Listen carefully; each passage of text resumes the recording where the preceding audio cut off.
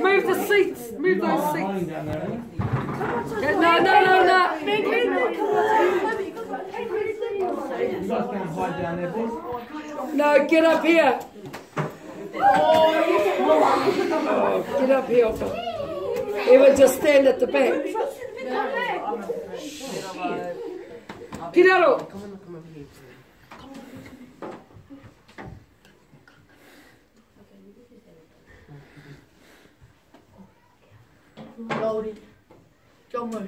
Oh, go.